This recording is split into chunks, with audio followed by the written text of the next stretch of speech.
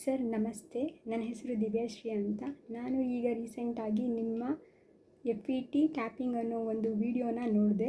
So ಆ YouTube ಚಾನಲಲ್ಲಿ ಆ ವಿಡಿಯೋ ನೋಡಿದಾಗಿಂದ ನಿಮ್ಮ ಆರೆಂಜ್ ಕನ್ನಡಕ ಅನ್ನೋ ಯೂಟ್ಯೂಬ್ ಚಾನಲ್ನ ಫಾಲೋ ಮಾಡಲಿಕ್ಕೆ ಸ್ಟಾರ್ಟ್ ಮಾಡಿದೆ.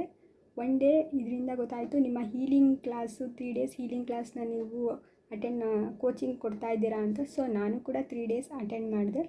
ಸೊ ನನ್ನ ಲೈಫಲ್ಲಿ ಏನು ಚೇಂಜಸ್ ಆಗಿದೆ ಅಂತ ಹೇಳಿದರೆ, ನನ್ನ ಮತ್ತು ನನ್ನ ಅಮ್ಮನ ಮಧ್ಯೆ ತುಂಬ ಭಿನ್ನಾಭಿಪ್ರಾಯ ಇತ್ತು. ಅಂದರೆ ಅವ್ರು ಹೇಳ್ದಾಗೆ ಕೇಳಬೇಕು ಅಂತ ಯಾವಾಗಲೂ ನನ್ನ ಮೇಲೆ ಡಾಮಿನೇಟ್ ಮಾಡ್ತಾಯಿದ್ರು. ಬಟ್ ನನಗೇನಂತ ಹೇಳಿದ್ರೆ, ನಾನು ಯಾಕೆ ಕೇಳಬೇಕು ಅನ್ನೋ ಥಾಟು ನನಗೂ ಇತ್ತು. ಸೊ ಅಂದರೆ ಈಗೋನೆಸ್ಸು ಕೂಡ ಇತ್ತು. ಸೊ ನಾನು ನನ್ನ ತಾಯಿ ಜೊತೆ ಅಷ್ಟಕ್ಕಷ್ಟೇ ಮಾತಾಡ್ತಿದ್ದೆ, ಜಾಸ್ತಿ ಮಾತಾಡ್ತಾಯಿಲ್ಲ. ಆದರೆ ಈಗ ಏನಾಗಿದೆ ಅಂತ ಹೇಳಿದ್ರೆ, ನಾವು ಫಸ್ಟೇ ಏನು ನೀವು ಹೋಪನೋಪನೋ ಪ್ರೇಯರ್, ಅಡ್ವಾನ್ಸ್ ಹೋಪನೋಪನೋ ಪ್ರೇಯರ್ ಮಾಡಿಸಿದ್ರಿ, ಅದರಿಂದ ನನ್ನ ತಾಯಿಯವರು ಅವರ ಮೆಂಟಾಲಿಟಿಯಲ್ಲಿ ಸ್ವಲ್ಪ ಬದಲಾಯಿಸ್ಕೊಂಡಿದ್ದಾರೆ. ಈಗ ರೀಸೆಂಟಾಗಿ ಅವರೇ ಮಾತಾಡೋದಿರ್ಬೋದು. ಸೊ ನನ್ನ ಹತ್ರ ಮಾತಾಡ್ತಾರೆ. ಸೊ ನನ್ನ ಮೇಲೆ ಅವರು ಇದನ್ನೇ ಮಾಡು ಅದನ್ನೇ ಮಾಡು ಅಂತ ಯಾವುದೇ ಥರದ ನನಗೆ ಪ್ರೆಷರ್ ಕೊಡೋದಿಲ್ಲ. ನಾನು ಹೇಗಿರಲಿ ಏನೇ ಮಾಡ್ತಾಯಿರಲಿ ಅವ್ರು ಆರಾಮಾಗಿ ಇರು ಅಂತಲೇ ಹೇಳ್ತಾರೆ.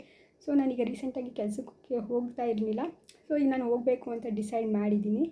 ಅವರು ಮೊದಲು ಹೋಗಬೇಡ ಕೆಲಸಕ್ಕೆ, ನೀನು ಮನೇಲೇ ಇರು ಹಾಗೆ ಹೀಗೆ ಅಂತ ಹೇಳ್ತಿದ್ದವರು.